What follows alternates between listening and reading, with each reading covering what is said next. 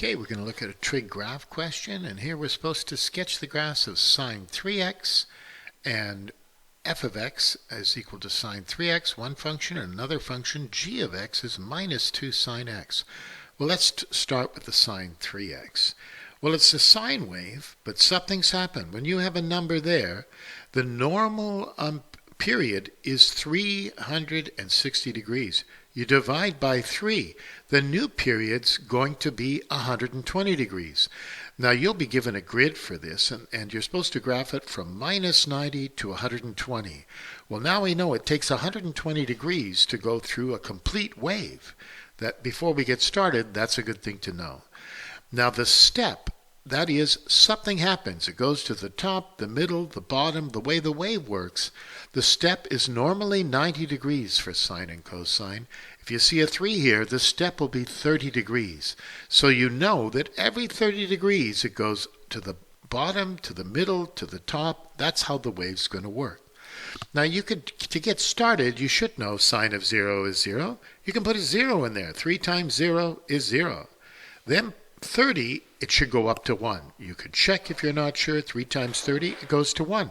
But then you should stop checking because you know it's got, at 30 more degrees, it comes back to 0. Another 30, it goes to minus 1. Another 30, it goes back to 0 at 120. Going the other way, 30 to the left, it's got to go down to complete the wave. You can put minus 30 in here. 3 times minus 90, and you'll get minus 1. But you know it's got to go down, come back to 0, and at 90, minus 90, it's got to be back at 1. It's got to be back at 1, and you could try that.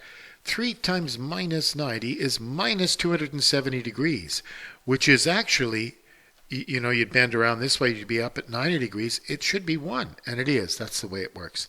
Now remember to label the turning points here and the end points to get all 3 marks, and label it F.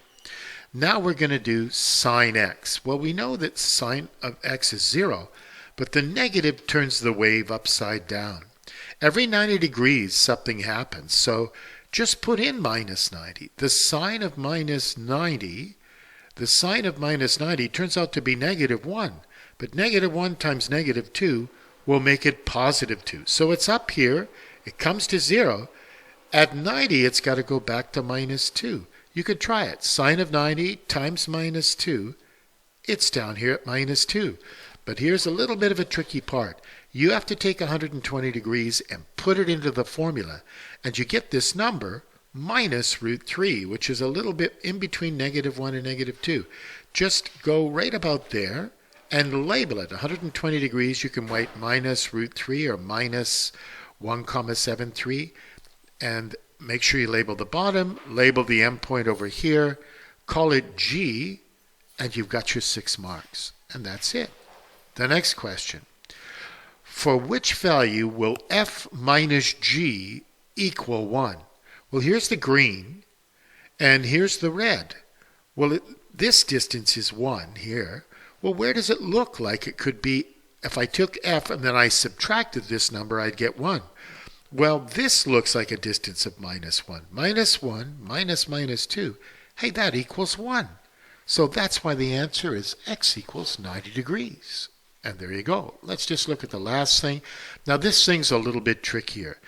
You're supposed to use your graph to determine whether f times g is less than 0, is a negative number, or it's equal to 0. Well, you can see, and read it carefully. I always forget to read the fine print sometimes, or I do a lot. They just want the answers between 0 and 120. Well, right at 0, hey, it equals 0, so that's true. And right here, a little bit more, the f is positive, and the g is negative. When you multiply them together, it'll be true. It'll be less than 0. And it works all the way until you get to 60 degrees. So there's one of your solutions, less than or equal to 60 or more than 0 degrees. And then they're both negative now. You can see on this side of the line, f and g are negative. When I multiply them together, I won't get a negative number. I'll get a positive number. There's only one place it'll equal 0, and that's right back at 120. Because we know that it equals 0 there, and then 0 times something, that'll satisfy being equal to 0. So there's your two solutions. I hope that helps.